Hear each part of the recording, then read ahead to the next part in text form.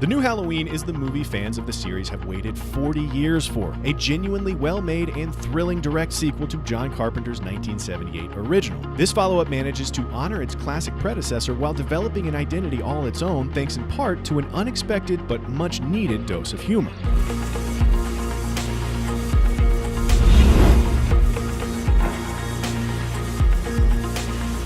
This time around, the final girl is now the final line of defense. The trauma of Laurie Strode's experience of surviving Michael Myers in the first Halloween has fully consumed her these past 4 decades, making her obsessively security conscious and beyond paranoid, profoundly affecting her relationships with both her daughter and granddaughter. Of course, it turns out Laurie was right to prepare for the worst all these years. Yes, Michael Myers has escaped, on the night before Halloween no less, and is headed home to Haddonfield, hacking, smashing, and choking anyone who stands in his way. Jamie Lee Curtis is fantastic in her return to the role that launched her film career, never softening the older Laurie's edges or undermining her bloodthirsty convictions.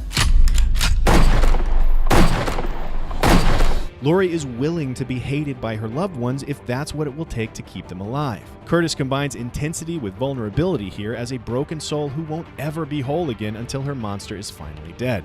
Judy, Greer, and Andi Matichak are both solid in their respective roles as the latter generations of Strode women who have responded to Laurie's obsessions in their own ways. This Halloween is a story about women confronting the abusive man in their lives and of how trauma can be passed down across generations. It's part empowerment tale and part fairy tale with Michael Myers as the big bad wolf. There are some characters here who want to understand what makes Michael Myers tick, but, as the movie makes clear and Laurie already knows, Michael Myers is simply a relentless force of evil. In an era where genre movies feel the need to demythologize or over-explain iconic characters, it's refreshing that Halloween simply has the boogeyman be the boogeyman in all his nightmarish, skull-smashing excess and just as terrifying as ever.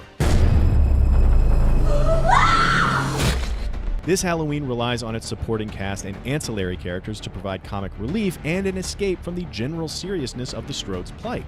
The tautly paced yet also darkly funny script does a great job of giving incidental characters distinct personalities and witty, memorable moments. And while many of them are clearly fated for grisly demises, that doesn't mean they can't still get some big laughs or sweet moments in before they're slaughtered. This New Halloween is a movie clearly made not just by people who adore the original 1978 film, but horror films in general, with enough loving wit and self-awareness to acknowledge the genre's tropes. Director David Gordon Green paces his horror film as he might a comedy, with the buildup of dread to a kill or a scare not unlike the setup to a joke and its punchline. Happy Halloween, Michael. While no entry in the franchise has surpassed the original film, this Halloween sequel is truly a great horror movie, even for those unfamiliar with the series. David Gordon Green has infused his Halloween with a dark wit and a gleeful self-awareness, and Jamie Lee Curtis brings a fierce conviction and wounded humanity to her iconic role. The tension is thick, the kills are brutal, the jokes are funny, and the performances are memorable across the board. Halloween is truly a cut above the rest. Thanks for watching. For